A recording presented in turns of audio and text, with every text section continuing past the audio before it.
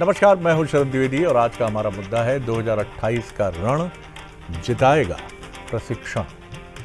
प्रशिक्षण एक बहुत अहम कड़ी है और प्रशिक्षण न सिर्फ मानसिक होता है बल्कि पहले मानस के प्रशिक्षण के बाद आपको रण पर उतरना पड़ता है और फिर आप प्रैक्टिकली जो आपने सोचा है अपने जहन में, अपने मस्तिष्क में, उसे आप ज़मीन पर उतारने के लिए तैयार हो जाते हैं। महत्वपूर्ण बात यह है कि बीजेपी तो संगठन की महारथी पार्टी है ही, लेकिन कांग्रेस अब इस भाव को बखूबी समझते हुए और इसी दिशा में बहुत तेज़ी से आगे बढ़ने की कोशिश कर रही है। और ये नहीं है कि वो बीजेपी को फॉलो कर रही है या बीजेपी को समझकर उसके पीछे चलने की कोशिश कर रही है। उसने अपनी रीति नीति के अनुसार प्रशिक्षण और कार्यक्रम तैयार करने की कोशिश की है और जाहिर है यही तरीका सबसे अच्छा है। जो कहावत भी है कि जो चौबे जी छब्बे जी बनने गए और दुबे जी हो गए, तो आपकी जो मूल संरचना है, जो मूल बुनावट है, आप अगर उसी के हिसाब से अपने को ढालते हैं तो वो ज़्यादा बेहतर होता है। तो आज इसी पर हम डिबेट करने जा रहे हैं और इससे पहले कि हम आगे बढ़ें, मेहमानों से आपका परिचय हो, पहले देखिए हमारी ये रिपोर्ट। मध्य प्रदेश में इन दिनों सियासी दल संगठन को मजबूत करने में जुटे हैं। बीजेपी अलग अलग संभागों में अपने पदाधिकारियों के लिए प्रशिक्षण कार्यशालाएं कर रही है। इसका मकसद नए पदाधिकारियों को पार्टी की विचारधारा और रणनीति को बेहतर तरीके से समझना है। अब कांग्रेस ने भी इसी तर्ज पर संगठन को मजबूत करने की तैयारी शुरू कर दी है। पार्टी जल्द ही प्रदेश भर के पदाधिकारियों के लिए प्रशिक्षण शिविर करने जा रही है। इस 3 दिवसीय प्रशिक्षण कार्यक्रम में संगठन की रणनीति, बूथ मैनेजमेंट और चुनावी तैयारी जैसे मुद्दों पर पदाधिकारियों को खास प्रशिक्षण दिया जाएगा। हम लोगों ने तय किया है कि जितने भी हमारे मोर्चा हैं, संगठन हैं, विभाग हैं और उसके साथ साथ में हमारे जिला संगठन महामंत्री जो हम लोगों ने नियुक्त किए हैं, उन सभी लोगों की भी एक दिवसीय ट्रेनिंग की जाए। विधानसभा के हमारे प्रभारी हैं और इन सब लोगों को यहाँ पर बुलाया जाएगा। मुख्य रूप से इनको ये बताया जाएगा कि उनका काम क्या है, जिसको हम रोल्स एंड रिस्पॉन्सिबिलिटीज़ कहते हैं। तो रोल और रिस्पॉन्सिबिलिटी हम उन लोगों को बताएंगे। वहीं कांग्रेस के इस प्रशिक्षण अभियान पर बीजेपी ने तंज कसा है। बीजेपी का कहना है कि नकल करने के लिए भी अकल की जरूरत होती है और कांग्रेस सिर्फ बीजेपी की रणनीति की नकल कर रही है। बीजेपी का दावा है कि उनका संगठन पहले से ही बूथ स्तर तक मजबूत है। कार्यकर्ता लगातार प्रशिक्षण के जरिए चुनावी रणनीति को और धार दे रहे हैं। किस बात की ट्रेनिंग देगी? नकल के लिए भी अकल चाहिए। कांग्रेस के नेता ट्रेनिंग देते हैं, चुनाव उत्तर प्रदेश में हो रहे थे, वो ट्रेनिंग पचमढ़ी में कर रहे थे। दंड बैठक राहुल गांधी यहाँ लगा रहे थे, हमने मंडल बनाए, उन्होंने मंडल बना लिए। ढाक के 3 पाते हुए, परिणाम क्या हुआ? लगातार कांग्रेस चुनाव हार रही है। परिश्रम कहाँ से सीखेंगे, मेहनत कहाँ से सीखेंगे, समर्पण कहाँ से सीखेंगे? ये जब तक कांग्रेस में नहीं आएगा, किसी भी प्रशिक्षण का कोई लाभ नहीं है। दरअसल सियासत के बदलते दौर में संगठन और कार्यकर्ताओं की भूमिका पहले से ज्यादा अहम हो गई है। ऐसे में कांग्रेस और बीजेपी दोनों ही अपने अपने कैडर को मजबूत करने में जुटे हैं। अब देखना होगा कि 2028 के चुनावी रण में किसका प्रशिक्षण ज्यादा असर दिखाता है और किसकी रणनीति मतदाताओं को ज्यादा प्रभावित करती है। तो आपने देखा क्या है पूरा मसला। हमारे सवाल देख लीजिए। क्या बूथ स्तर की रणनीति 2028 के चुनाव में निर्णायक साबित होगी? क्या सिर्फ प्रशिक्षण से कार्यकर्ताओं की सक्रियता में बदलाव या परिवर्तन आएगा? क्या कांग्रेस का प्रशिक्षण बीजेपी की संगठनात्मक शक्ति को चुनौती दे पाएगा? ये हमारे सवाल हैं और जो मेहमान हैं उनसे मुलाकात करिए। मेरे साथ स्टूडियो में हैं संजय कामले जी, जो संगठन प्रभारी महामंत्री हैं कांग्रेस के और बड़ा दायित्व तो इस समय वो संभाल रहे हैं, क्योंकि चुनौती काल में आपको जब संगठन प्रभारी जैसा दायित्व मिले, इससे बड़ा कोई चुनौतीपूर्ण कार्य हो नहीं सकता। लेकिन वो बहुत जिम्मेदारी से इसको उठाते हुए आगे बढ़ रहे हैं। घनश्याम पिरोनिया जी हैं, पूर्व विधायक हैं, बीजेपी के सीनियर लीडर हैं, उनका बहुत स्वागत है। और मध्य प्रदेश के वरिष्ठतम पत्रकारों में शामिल दिनेश गुप्ता जी हमारे साथ हैं, उनका भी मैं बहुत स्वागत करता हूं। दिनेश जी, पहली टिप्पणी लेकर आगे बढ़ते हैं। तैयारियां दोनों दल ही पूरी ताकत से करते हैं। बीजेपी तो चुनाव जीतने की मशीन कही ही जाती है, लेकिन कांग्रेस लगातार आगे बढ़ रही है और बीजेपी आरोप लगा रही है कि क्या करेंगे वो प्रशिक्षण करके, हमारी नकल कर रहे हैं, हमने मंडल बनाए तो उन्होंने मंडलम बना लिए, तमाम तरह की बातें हैं। लेकिन कैसे देखते हैं आप भारतीय जनता पार्टी के संगठनात्मक प्रशिक्षण कार्यक्रम को और उसी के बरक्स, उसी के सामने, उसी के मुकाबिल कांग्रेस की प्रशिक्षण और संगठन से जुड़ी तैयारियों को कैसे देखते हैं आप? जी शरद जी, भारतीय जनता पार्टी तो एक काडर आधारित पार्टी है, तो उसके लिए इन सारी चीज़ों को ऑर्गेनाइज करना, ट्रेनिंग करना, ये सब काडर का हिस्सा है। काडर मजबूती इन्हीं सब चीज़ों से होता है, जब उसे बताया जाता है कि क्या उसकी विचारधारा है, उसके आगे किस तरह से उसकी राजनीतिक चुनौतियां हैं। ये सारी चीज़ें काडर जहाँ होता है वहाँ प्रतिबद्धता होती है, लेकिन जहाँ काडर नहीं होता वहाँ चुनौतियाँ ज़्यादा होती हैं। तो भारतीय जनता पार्टी ने जहाँ से अपनी यात्रा शुरू की और आज वो लगातार सत्ता में है, तो अपने काडर के कारण। और कांग्रेस राज्य में मजबूत होते हुए भी वो विपक्ष में बैठी हुई है, तो वो उसके कारण कि उसके पास काडर नहीं था। उसके जो नेता थे वो कहीं ना कहीं उसे छोड़कर चले गए, उसकी विचारधारा पर सवाल उठ रहे हैं। नया नेतृत्व जो आ रहा है उसे नहीं पता कि हमें भारतीय जनता पार्टी की विचारधारा से मुकाबला कैसे करना है। तो जब तक बताया नहीं जाएगा, आप चाहे ट्रेनिंग के जरिए बताएं, किसी भी जरिए से बताएं, तो वो आप जब तक अपना लाइन ऑफ एक्शन नहीं बताएंगे, जब तक आप ये नहीं बताएंगे कि हमारी विचारधारा क्या है, हमारा पॉलिटिकल एजेंडा क्या है, हमारा जो किस वर्ग के लिए हम राजनीति कर रहे हैं, ये जो सारी चुनौतियां हैं, जब तक उसके नेता के सामने इन सारी चीज़ों का खाका नहीं होगा, तब तक वो भारतीय जनता पार्टी से मुकाबला नहीं कर पाएंगे। और जो कांग्रेस के सामने चुनौती तो बहुत सारी रहती है, टिकट के समय ज़्यादा दिखाई देती हैं। तब तक ये ट्रेनिंग कितनी काम आती है, किस तरह से लोग चीज़ों को लेते हैं, ये भी बहुत महत्वपूर्ण होता है, क्योंकि कांग्रेस तो वो है जो नर्वस 99 का शिकार हो जाती है, अक्सर आपने देखा होगा सूरज जी।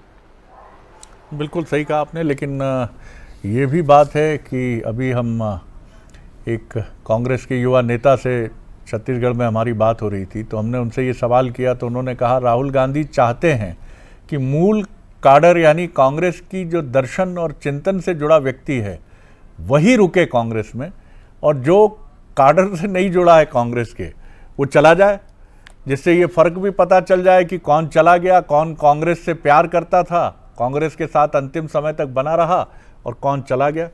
मैंने कहा अगर ये रणनीति है तो वाकई ये भी बड़ी मजबूत बात है। घनश्याम जी, कैसे देखते हैं आप? ये बात बिल्कुल सही है कि कांग्रेस बीजेपी के मुकाबले संगठनात्मक शक्ति में बहुत पीछे खड़ी नज़र आती है, क्योंकि अंतर पैदा करता है राष्ट्रीय स्वयंसेवक संघ, जो अपनी तटस्थ दृष्टि को हमेशा बीजेपी के साथ रखता है और आईना दिखाने का भी काम करता है, खासतौर से बहुत एपेक्स लेवल पर, बहुत उच्च स्तर पर। लेकिन शायद कांग्रेस के पास इसकी कमी है, लेकिन कांग्रेस समझ रही है और अपनी सीमा मर्यादा के भीतर वो भी प्रयास कर रही है। क्या कहेंगे आप? जी जी, भारतीय जनता पार्टी एक विचार को लेकर के काम करने वाली पार्टी है। हमारा ध्येय उद्देश्य केवल सत्ता हासिल करना नहीं है, लेकिन राजनीतिक दल होने के नाते सरकार में हम आए और सरकार में आकर के जो हमारे पितृ पुरुष हैं, हमारे जो मार्गदर्शक हैं, जिन्होंने एक संदेश दिया, एक लाइन तय की है कि समाज के अंतिम छोर के व्यक्ति का कल्याण करना है, मैं समझता हूं उस ध्येय को पूर्ति करने के लिए केंद्र में सरकारें हों और चाहे प्रदेश में सरकारें हों, जहाँ जहाँ हमारी सरकारें उस ध्येय को पूर्ति करने के लिए काम करती हैं। और कुल मिलाकर के जैसे आपने राष्ट्रीय स्वयंसेवक संघ का नाम लिया, वास्तव में राष्ट्रीय स्वयंसेवक संघ के माध्यम से संघ का कोई सीधा हस्तक्षेप नहीं रहता है और न भी संघ हस्तक्षेप करता भी है। तमाम सारे ऐसे हमारे अनुसांगिक संगठन हैं, उनके अपने परिपाटी, अपना कार्यक्रम है, अपनी नीति, अपनी योजना है, वो सब अपने योजनाबद्ध तरीके से काम करते हैं। लेकिन अपन देखते हैं कि कभी कभी विपक्षी दल हो या अन्य प्रकार से कि संघ का हस्तक्षेप है, संघ ऐसा कह रहा है, संघ ये कर रहा है। मैं समझता हूँ ऐसा नहीं है। हाँ, लेकिन हम सब लोगों का ध्येय सुनिश्चित है। ध्येय सुनिश्चित है कि कहीं ना कहीं हम जैसे कहते हैं ना कि कहीं से भी हो और गंगा कुल मिलाकर के भागीरथी मिलती है, आखिरी में जो है गंगा सागर में है। हम सबका भी उद्देश्य यही है कि हम हमारे माध्यम से हम जिस भी पूजा पद्धति हो, कार्य पद्धति हो, जो ईश्वर को प्राप्त करने की आराधना रहती है, लेकिन लक्ष्य ये रहता है कि हमें सबको भगवान प्राप्त हो, ईश्वर प्राप्त हो। वही संकट ये है कि हम कहीं ना कहीं विभिन्न मार्गों से आते हुए ये राष्ट्र हमारा जो है विश्व गुरु बने, परम वही भवम नेतमेत स्वराष्ट्रम, ये ध्येय लेकर के हम सब लोग चले। चाहे राजनीतिक क्षेत्र का मामला हो, किसानों के बीच किसान संघ के माध्यम से हो, विद्यार्थियों के क्षेत्र में विद्यार्थी परिषद हो, और अध्ययन अध्यापन लौटता हूं आपकी तरफ जी। महत्वपूर्ण बात ये, मुझे लगता है आवाज नहीं पहुंच रही, जरा देख लीजिएगा उन तक। महत्वपूर्ण बात यही है कि बीजेपी जो है, बीजेपी में बहुत सारी चीज़ें, खासतौर से अगर नेताओं की बात करें तो बीजेपी का दर्शन ये कहता है कि आप सब निराकार हैं, आकार है सिर्फ संगठन और उससे भी ऊपर राष्ट्र का, बाकी सबको इसमें गंगा सागर में समाहित होना है, जो बात घनश्याम जी कह रहे थे। अब सीधे चलते हैं डॉक्टर संजय कामले की तरफ। संजय जी, बहुत बार, कई बार जैसा हम कहते हैं ना कि भारत में अगर किसी को जुकाम हो जाए तो तमाम तरह के नुस्खे सुनने को मिलते हैं, ऐसे ही जब कामयाबी थोड़ी दूर हो जाती है तो एक सड़क पर चाय पीने वाला भी भारतीय क्रिकेट टीम का कोच बन जाता है। इस समय कांग्रेस के लिए भी ढेरों कोच हैं, ये कर लो वो कर लो। आप जो दायित्व तो संभाल रहे हैं उसमें भी तरह तरह की चीज़ें, कैसे देखते हैं आप इन तमाम चीज़ों को? निश्चित रूप से आपने बिल्कुल ठीक कहा, ऐसा होता रहा है और हो भी रहा है, और विशेष रूप से कांग्रेस के साथ भी तो हो रहा है, क्योंकि जिस पार्टी ने 55 वर्षों तक इस देश पर शासन किया और हर तरीके से इस देश को सशक्त बनाने की पूरी कोशिश की, आज हम जहाँ पर हैं वो उस बुनियाद का नतीजा है। उसके बावजूद भी कांग्रेस के को ये बताया जाना कि आपको किस तरीके से काम करना चाहिए, किस तरीके से आपको व्यवहार करना चाहिए, ये बड़ा, लेकिन ये समय है चूँकि, तो ये होता है और इसमें कोई बुराई नहीं है। चूँकि शरीर बीमार पड़ता है तो 10 डॉक्टर आते हैं और अपने अपनी दवाई वो बताते हैं, लेकिन हमें पता है कि हमें क्या करना है। और अब पता है, मैं पुरानी बात नहीं कर सकता, लेकिन अभी हमें पता है। राहुल जी स्पष्ट रूप से बार बार सभी लोगों को कह रहे हैं, हमारे प्रदेश अध्यक्ष कह रहे हैं, हमारे सभी नेता कह रहे हैं, तो कांग्रेस पार्टी अब उस दौर की ओर जा चुकी है। क्योंकि क्या हो रहा है कि हमारे यहाँ पर एक रटे रटाए एक धारणा बनी हुई है, एक धारणा ऐसी बनी है, रटे रटाए सवाल और जवाब बने हैं। तो जो कांग्रेस में बदलाव हो रहे हैं, उस बदलाव को यदि कोई थोड़ा सा माइक्रो लेवल पर देखे, या तो कभी वो हमारे प्रदेश कार्यालय आए, या फिर हम लोग जो काम कर रहे हैं उसको यदि देखे, या फिर ग्राउंड का जो मूवमेंट हो रहा है वो जिस तरीके से हो रहा है उसको थोड़ा सा अलग दृष्टिकोण से ऑब्जर्व करेगा, निश्चित रूप से उन्हें ये पता चलेगा कि कांग्रेस में बदलाव धीरे है। मैं ये नहीं कह रहा कि हम बिल्कुल ऑपरेशन कर रहे हैं, धीरे है, लेकिन हमें जिस स्पीड की आवश्यकता है, जिस गति से हम चाहते हैं कि वो बदलाव हो, हम लगभग उस गति के आसपास में उस बदलाव के लिए तैयार हैं। तो जहाँ तक सवाल इस मुद्दे की थी जिसके ऊपर आज बहस हो रही है, वो यह है कि बूथ पे हम लोग प्रशिक्षण देने जा रहे हैं, या फिर हम देखिए, प्रशिक्षण कांग्रेस पार्टी का एक बहुत अनिवार्य हिस्सा रहा है, क्योंकि कांग्रेस में सेवा दल का गठन किया गया और उस सेवा दल की जो महान विरासत थी उसका सबसे मुख्य जो भाग था वो था प्रशिक्षण। हर व्यक्ति को कांग्रेस के सेवा दल का प्रशिक्षण अनिवार्य था। बीच में कई वर्षों में ये सारी परंपराएं टूट गई थी, अब उसे हम पुनर्जीवित कर रहे हैं, कोई बुराई नहीं है उसमें। कोई चीज़ें रह जाती है, अब जो हो गई वो हो गई, बीती ताई बिसार दे और आगे की सूध ले। तो हम आगे की सूध ले रहे हैं, हमारे अध्यक्ष आगे की सूध ले रहे हैं, तो हम लोग मिलकर ये कोशिश कर रहे हैं कि हम लोग अपने लोगों को ये बता सकें। जैसा आदरणीय दिनेश गुप्ता जी की मैं बात सुन रहा था, उन्होंने कहा कि कार्यकर्ताओं को ये पता होना चाहिए कि उनकी विचारधारा क्या है। निश्चित रूप से पार्टी का सबसे बड़ा जो दौर है, जो जिस वैचारिक दिग्भ्रमिता का आरोप कांग्रेस पार्टी पर पिछले कई वर्षों से चस्पा कर दिया गया है, उसको हटाने का हम लोग प्रयास कर रहे हैं। हम लोग लगातार ट्रेनिंग्स करेंगे, लगातार अब ये ट्रेनिंग्स हमारे BLA स्तर से लगाकर हमारे प्रदेश के पदाधिकारियों तक की होगी। बिल्कुल। चलिए, इसके लिए शुभकामनाएं आपको भी, बीजेपी को, क्योंकि प्रशिक्षण आप दोनों की शक्ति को बढ़ाता ही है और कांग्रेस को इसकी निश्चित तौर पर अधिक ज़रूरत है। और ये भी आपने ठीक कहा कि कभी आपका संगठन सेवा दल इतना मजबूत होता था कि इतिहास के पन्नों से कुछ ऐसी भी खबरें निकल कर सामने आती हैं कि एक समय तो ये भी बात उठी कांग्रेस में कि कहीं ये कांग्रेस को ना टेक ओवर कर ले, तो ये भी बात उठती हैं, इतिहास से आती हैं सामने। दिनेश जी, कांग्रेस जैसा हम सुन रहे हैं कि अपने विचार की तरफ लौटने की बात कर रही है, राहुल गांधी का भी यही कहना है कि भैया आप अपने विचार की तरफ लौटो और जो अपने विचार के साथ है, कांग्रेस के इतिहास के साथ है, वही सच्चा कांग्रेसी है। क्या लगता है आपको समय लगेगा लेकिन कांग्रेस अपने इस मूल तत्व को, मूल पिंड को पहचान पाएगी? नहीं, देखिए, समय के साथ क्या कांग्रेस अपने आप को किस तरह से बताती है कि किस तरह का वो उनका विचार है। देखिए, विचार को लेके क्योंकि ऊहापोह तो है, ये सब हर तरफ नज़र आता है, और जो विचार जिससे ये कांग्रेस उत्पन्न हुई थी, जिस लक्ष्य को लेकर कांग्रेस बनी थी, आज कांग्रेस का लक्ष्य क्या है, ये जब तक आपके पास लक्ष्य नहीं होता, भारतीय जनता पार्टी के पास या राष्ट्रीय स्वयंसेवक संघ के पास क्या लक्ष्य था, वो अपने लक्ष्य के हिसाब से आगे बढ़ रहे थे। लक्ष्य के हिसाब से उन्होंने नेतृत्व तैयार किया, लक्ष्य के हिसाब से उन्होंने नेता तैयार किए। लेकिन कांग्रेस ने क्या किया, एक समय के साथ उसने अपना नेतृत्व व नेता दोनों को कहीं ना कहीं गंवाया। यदि वो भारतीय जनता पार्टी में शामिल हो रहे या उन्होंने क्षेत्रीय दल बनाया, तो ये विचार के कारण ही तो था।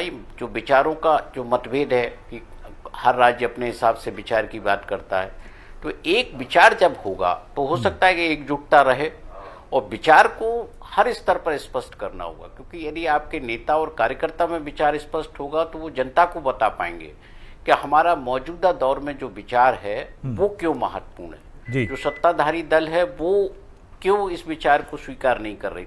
तो बहुत सारे जो मुद्दे हैं विचार से उत्पन्न होते हैं, तो सबसे जब तक विचार स्पष्ट नहीं होगा तब तक मुझे नहीं लगता कि जो मौजूदा राजनीति उसमें कांग्रेस कोई बहुत सर्वाइवल कर पाएगी। विचार के साथ फिर नेता और फिर नेतृत्व। बिल्कुल सही कहा आपने, और जैसा कहा भी जाता है कि अनहद नाद को सुनना है तो उसके लिए एक विशेष किस्म का आपके पास इंद्रियों से परे एक भाव होना चाहिए, तभी तो आप उस आनंद को अनुभव कर पाओगे कि आग लगी हमारी झोपड़िया में और हम गाँव ही मल्हार। जिस व्यक्ति का सब कुछ समाप्त हो रहा है, भौतिक सुख, और वो मल्हार गा रहा है, राग मल्हार गा रहा है, वो क्या है? ये देश प्रेम है, ये संगठन प्रेम है, ये जिस विचार से आप प्यार करते हो ये वो प्रेम है। घनश्याम जी, बीजेपी ये दावा ही नहीं करती, उसके पास ऐसे लोगों की एक ताकतवर फौज भी रही है जिन्होंने अपना सर्वस्व, जैसे आज़ादी की लड़ाई में कांग्रेस के नेताओं ने अपना सब कुछ झोंका, बीजेपी ने अपने संगठन को गढ़ने में, अपने विचार को गढ़ने में सब कुछ झोंका। लेकिन कांग्रेस कोशिश तो कर रही है, आपको भी अपने विचार को और सशक्त करके आगे बढ़ना ही होगा, और आप कर ही रहे हैं ये चीज। जी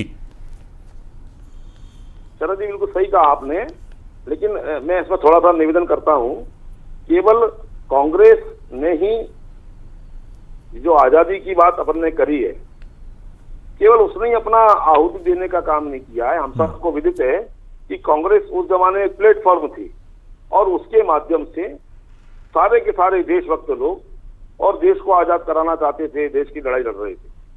लेकिन आप देखेंगे, मैं थोड़ा सा 2 मिनट का समय लूंगा, सभी विद्वान लोग बैठे हैं जी। डॉक्टर केशव बलिराम हेडगेवार जी भी जो राष्ट्रीय स्वयंसेवक संघ के संस्थापक थे, वो कांग्रेस के ही कार्यकर्ता थे, सचिव स्तर के पद पर थे वो। लेकिन कुल मिलाकर के जो आदरणीय कामले जी कह रहे हैं कि मूल की ओर जाना है, देखिए पहले तो A.O. ह्यूम इन्होंने कांग्रेस की स्थापना की। अब मुझे लगता नहीं है कि क्या मूल हो सकता है, लेकिन हमारी संस्कृति, हमारे संस्कार, हमारा सनातन, हमारे देश की जो परंपराएं, परिपाटी, वो ध्यान में रख करके कहीं ना कहीं राष्ट्रीय स्वयंसेवक संघ की स्थापना की। तमाम सारे लोग कांग्रेस के साथ में खड़े थे, लेकिन लगा कि तुष्टीकरण की नीति के आधार पर नीति, नियत और ठीक नहीं है, इसलिए तमाम सारे संगठन, दल, तमाम सारे विद्वान लोगों ने अपने अपने माध्यम से समाज का काम करना प्रारंभ किया।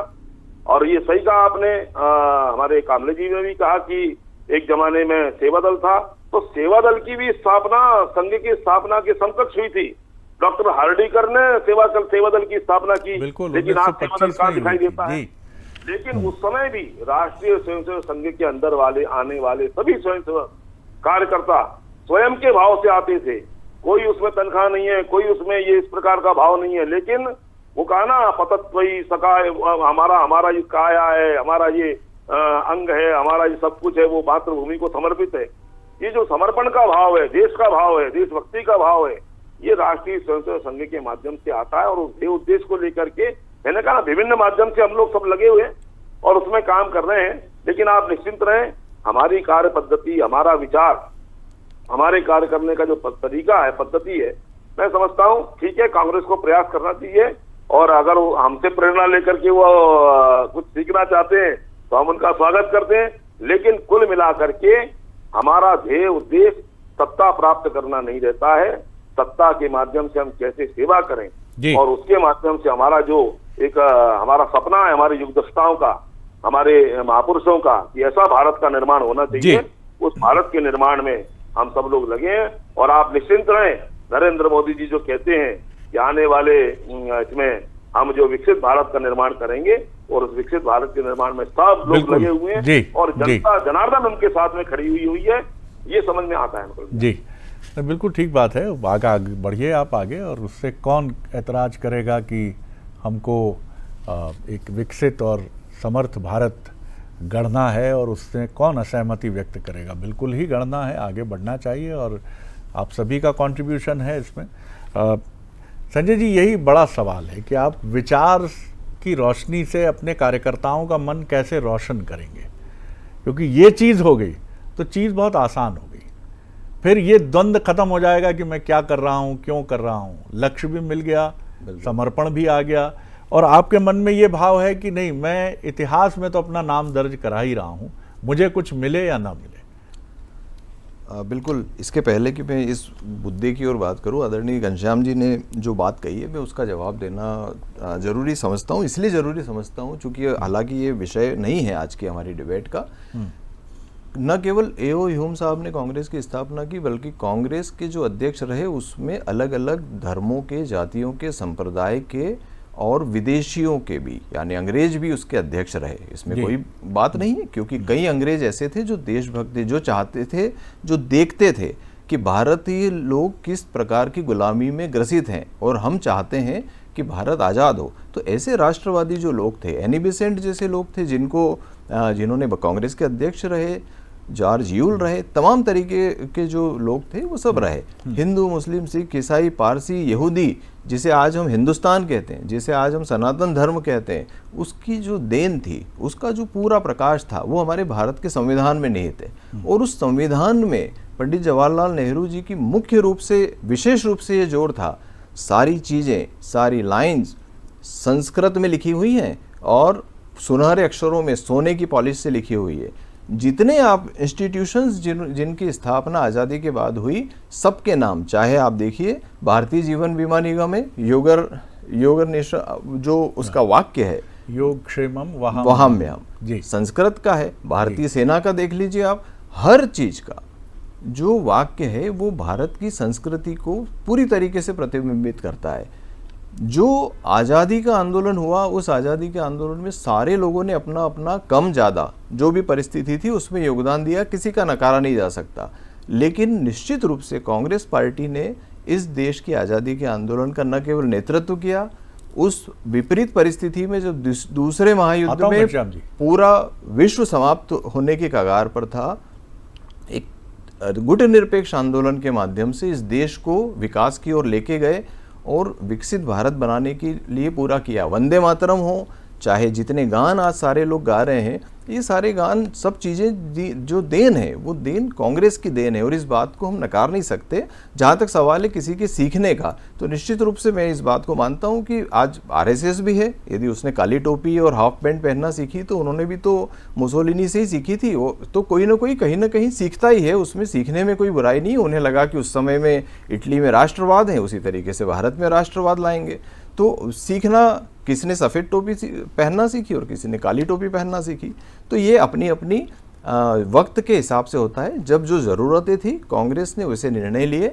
लेकिन जितने देश हैं, आज हम भोपाल में हैं, भोपाल में आप देखिए टीटी नगर हो, तात्या टोपे नगर है, सारे नाम हमारे जो है स्वतंत्रता संग्राम सेनानियों के नाम पर रखे गए हैं और उन्हीं के नाम पर हैं। तो कांग्रेस को ये सब चीज़ें सीखने सिखाने की आवश्यकता नहीं है। हमारा जो लक्ष्य है वो आने वाले समय के। घनश्याम जी, बहुत कम वक्त है, बहुत 10 सेकंड में आपकी टिप्पणी। मैं बस इतना डॉक्टर साहब को बीच में निवेदन कर रहा हूँ। आपने सही कहा कि हमने ये ध्येय वाक्य सुनहरे अक्षरों में लिखे हुए हैं, लेकिन डॉक्टर साहब उन पर चलने का प्रयास नहीं हुआ, उन पर चले नहीं अपन। चले हम लोग आज बहस कर पा रहे हैं सर, नहीं तो अभी होना चाहिए, हमारे हाथ में लाठी होती। आप बात कर रहे हैं, लेकिन क्यों नहीं होना चाहिए? धारा 370 हटना चाहिए। हम कहते हैं अटक से लेके कटक तक, कश्मीर से कन्याकुमारी एक है, वहीं उस देश में एक देश में दो निशान। चलिए, दो विधान, अब आगे नहीं दो बढ़ा प्रधान की पाऊंगा। परंपरा कांग्रेस ने डाली थी। ये जी। कहाँ से आता है? और सिर्फ ध्यान में आता है चलिए। करके आप सीखे, अच्छी बात है, लेकिन भारतीय जनता पार्टी की जो रीति नीति सिद्धांत कार्यक्रम है वो वास्तव में कार्यकर्ता जी को घनश्याम जी, बढ़ने बहुत वाली बहुत है। धन्यवाद और आपका, बहुत धन्यवाद संजय जी का, डॉक्टर संजय कामले साहब का, और बहुत धन्यवाद दिनेश जी का। लेकिन ये सही है कि प्रयासों की पवित्रता और उस पवित्रता के साथ जिन्हें दीक्षित या प्रशिक्षित किया जा रहा है उनके मन में उस भाव को जागृत करना, जैसा हमने देखा है भारतीय जनता पार्टी की संघर्ष यात्रा में और उसके पहले आज़ादी की लड़ाई में, कि आप हंसते हंसते फांसी के फंदे को चूम कर 20 साल की उम्र में, 18 साल की उम्र में या नाबालिग होते हुए भी आप ये मानते हैं कि नहीं, देश सर्वोपरि है। तो ये भाव, ये विचार जिसने भी उनके मन में, उन अद्भुत व्यक्तित्वों के मन में ये भाव उत्पन्न किया, वो अद्भुत लोग रहे होंगे। और उतने ही अद्भुत ये व्यक्तित्व रहे जिन्होंने मन प्राण आत्मा से उसको स्वीकार किया। तो यही कांग्रेस की असली चुनौती है कि वो अपने भाव, अपनी भावना और अपनी संगठनात्मक चेतना के भीतर इसे कैसे लेकर आती है और कैसे अपने को बदल पाती है। नमस्कार।